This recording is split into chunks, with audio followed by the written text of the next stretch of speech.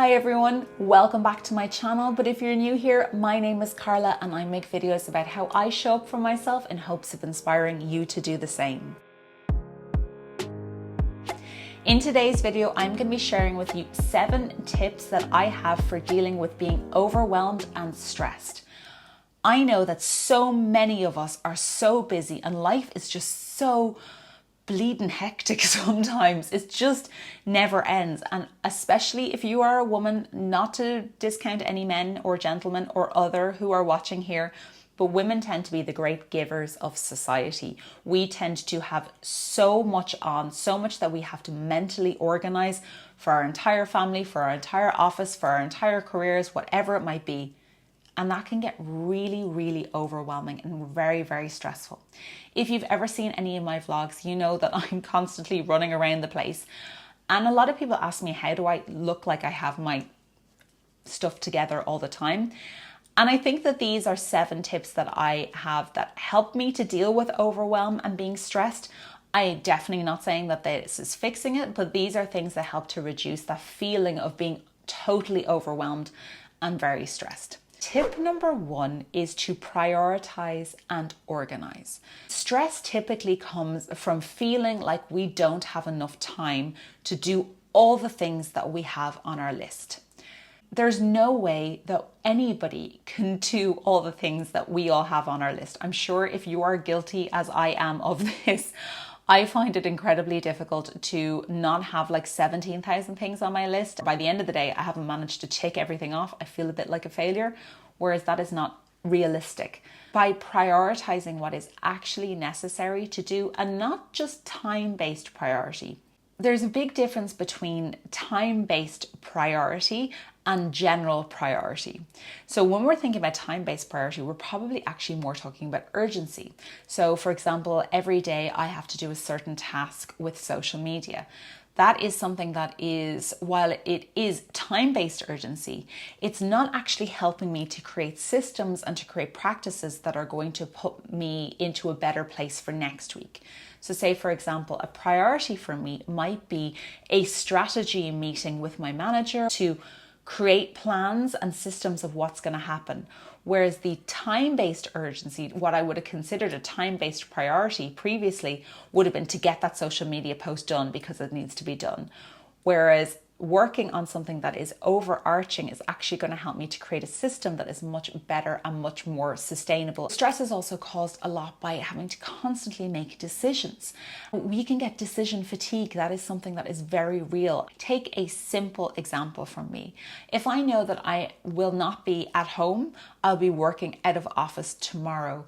I know that to be organized, what will set me up is to have my laptop and everything in my bag ready to go and my clothes all picked out for the next day, including my clothes for my morning walk, so that I don't have to decide in the morning when I'm time poor what I'm going to wear for the next day. It's just a decision that's taken out of it. So it's actually helping me to reduce that stress and reduce that overwhelm so that I can actually make decisions about other things and I haven't already got decision fatigue by 6 o'clock in the morning. That brings me on to tip number 2, which is to have some kind of mindfulness and or meditation practice. Now, I know you're probably sitting there going, Helen, we're talking about being stressed and overwhelmed and you want me to add something else into my already busy schedule. And when we think about mindfulness and wellness, we have this kind of image of having to look perfect in your matching gym set, sitting there with your Tibetan bowls around you and your perfect yoga mat, and you've got your yoga bolster underneath you, and you're sitting there for 4 hours in sunrise, or you go down to the beach and you're able to do that. And that's not realistic for most of us. If you are busy parents, you are, career people, if you're doing everything, if you're, keeping your house somewhat tidy, it gets really overwhelming to add in something like this. And that brings me on to the solution that I have for you guys, which is actually today's sponsor for this video, which is Aura, which is an all-in-one mental wellness and sleep app. What makes Aura different? Aura actually uses artificial intelligence, and this is not scary. It uses it to know what kind of tracks and things that you're looking for, and it can help to suggest daily recommendations for you. So for me, I'm currently working on overwhelm and stress. I only have 3 minutes to go and make sure that I'm grounded and mindful before I go into a meeting. What will typically happen for me is if I'm running around all day, I've got, I'm driving between meeting and meeting and meeting. I've got 17 other things to do. I must make sure I've booked that Montessori as well, and there's a play date.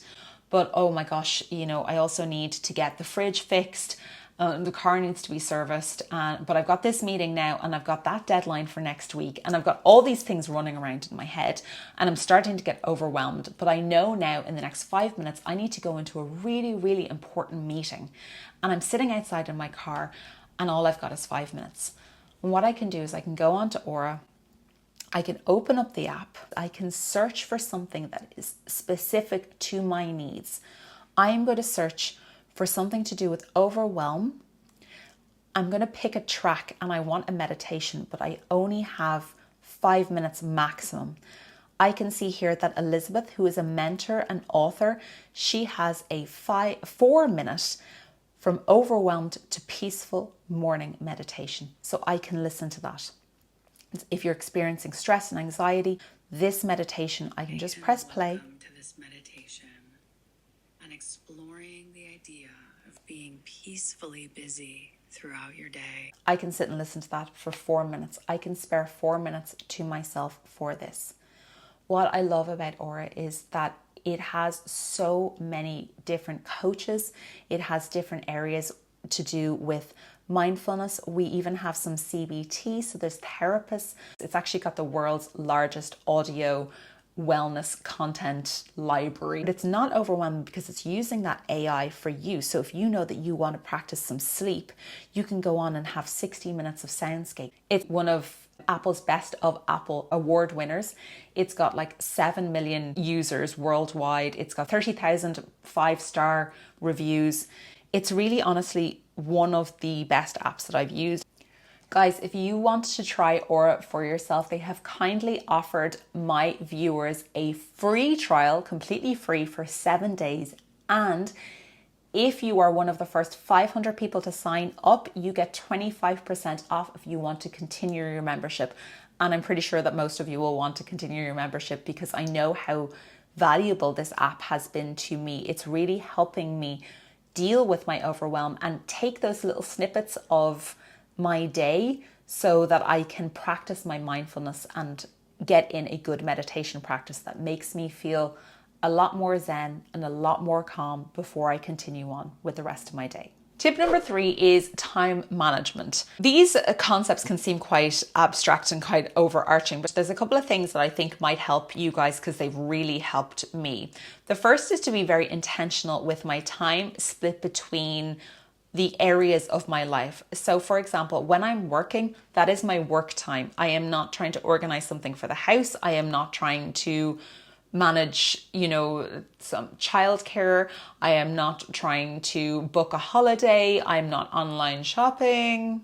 And then when I am working on my self-development time, that is my self-development time. So whether I am journaling, whether I'm doing my walk, whether I am doing my Aura app, whatever it is that I'm doing, that is my intentional time for that. And then my intentional time is with my family. So when I'm with my family, I'm not working, I'm not picking up, I'm not checking social media, I'm not trying to get in a meditation, I'm not trying to do other things. I am time blocking, so that is being intentional with that time.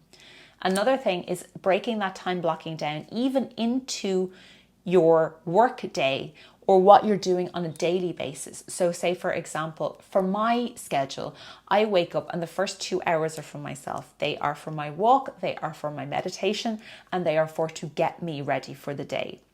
Then typically that's when everyone starts to wake up. So the next 2 hours are family time. That is trying to get Brannock up, get him fed. Then the next 3 hours is for work.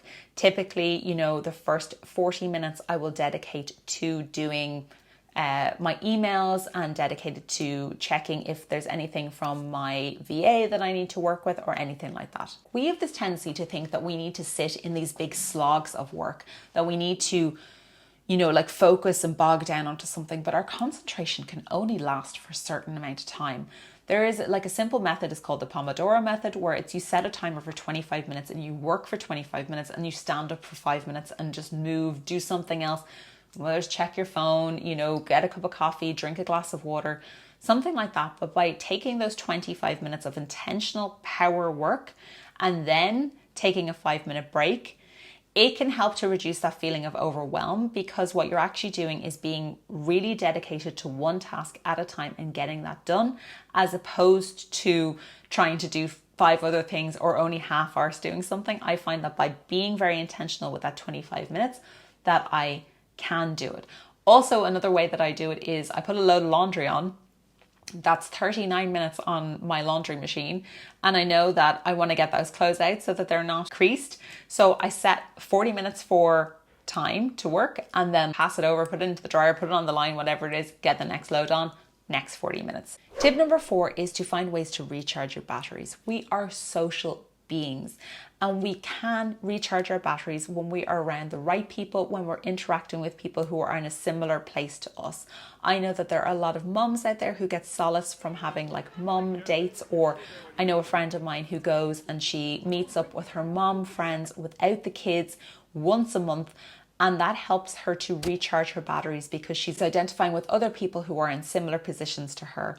For me, I absolutely love my dance class. For me, my dance class is a time for me to get together with other women who have a common goal of working on their bodies and getting in touch with their bodies and building up their confidence. And by doing so, that is helping me to recharge my batteries. It's also finding things that are fun. As adults, we are so guilty of not actually taking time for intentional fun and figuring out what fun is to you, whether that is going bowling or going rock climbing or spending time alone with one specific person or just going out for a drink or whatever it is that is fun for you. Find something that's fun. Recharge your batteries with something that's not just rest. Recharging your batteries socially, recharging your mental batteries as well, what you're like, how your brain is working, how things you're connecting with different things. For me, I found that dance is really helping to trigger different synapses in my brain. So I'm actually starting to learn different things and having to remember something completely different. And it's fun, it's interactive, it's a social action that's not just drinking or going out, but whatever it is, find something that is fun for you. The next tip that I have is to focus on physical activity and movement. Physical activity is so important to help us to reduce our stress levels, and it's so underrated. Even something as simple as a 20-minute walk or a 10-minute walk outside when you are feeling overwhelmed will help you to feel considerably better. I know, again, it's like we're taking time away to do something else, but as my amazing therapist said to me, she said, the more time you give you, the more time you have. And I found that to be really true. By taking that time for myself, I can be more intentional in the actions that I'm taking. Physical activity will help us to reduce our cortisol, reduce our stress levels. And by going out and finding a physical activity that is enjoyable to us. This doesn't have to be with the guise of to lose weight or to build muscle. It's just some kind of movement that is nice for you to do, whether it's rollerblading, whether it's skating, whether it is surfing, whether it's sea swimming, if it's swimming in a pool, if it's literally, as I said, just taking a 10-minute walk outside once a day will make a massive difference. You guys know that I am a big advocate of walking. It's something I used to hate, I used to despise, but I love it so much now. I need it, and I need it more for my mental health than I do for any other reason. That walk sets me up for my day. So finding something, some kind of movement that will reconnect you with your body, and yoga, of course, is an amazing one, or even going to the gym, some kind of movement that connects you to your body, that lets you just move, bring you in, and sets you up and reduce your stress levels. Tip number 6 is kind of 4 tips in one, is if you cannot do any of these other things, is to focus on your foundations. And I have 4 foundations that I always live by for anything that I'm doing that help me to feel the best that I can. And these, of course, include water, nutrition, movement, and sleep. If you can find a way to get those 4 things to feel really good within you, to find those balance of what they are for you, that is going to help you to reduce that feeling of feeling overwhelmed and stressed, because you are going to be in the best physical and probably mental shape that you can be to deal with all of life's challenges. Getting your allotted water in, making sure you're eating really nutritious food. Of course, have your treats, have whatever, do that. We're not monks, we're not sacrificing anything here. But just making sure that if you want to have your slice of cake or whatever it is, make sure you're also eating something that's really nutritious, that's feeding your body, so that you can be in a good place to fuel yourself for your busy times. The same with water. Sleep. We need to sleep. And actually, Aura's really good at that as well, because their sleep meditations, as I was saying, the Yoga Nidra, really help me to just knock off to sleep. And my final tip is to get support, to ask for help. You do not need to be able to do it all by yourself. And if you are in the position, and I do appreciate that there are people who are not in the position, they are single parents, they are living alone, whatever it might be, they have no family, no friends who can support them. I wholeheartedly send you all of my light, because you are amazing people to do this on your own. But if you have the ability to ask for help, please do. There is nothing wrong. There is no shame in asking for help and support. I speak to Vincent on a weekly basis and ask him how I can support him and how he can support me for the week coming up. We can ask our friends. I have a call in a few minutes with another person in my industry, and we are supporting each other on reaching our goals. Ask for support. You will be so surprised at how people will actually help you when you ask them. Guys, that is the end of the video. I hope you have enjoyed it, and thank you so much again to Aura for sponsoring today's video. Please do check out Aura. Make sure you sign up for the 7-day free trial anyway, and for those first 500 people, you can get 25% off your membership. I will love you and leave you. Please don't forget to show up for yourself. Please don't be too overwhelmed. Bye, guys.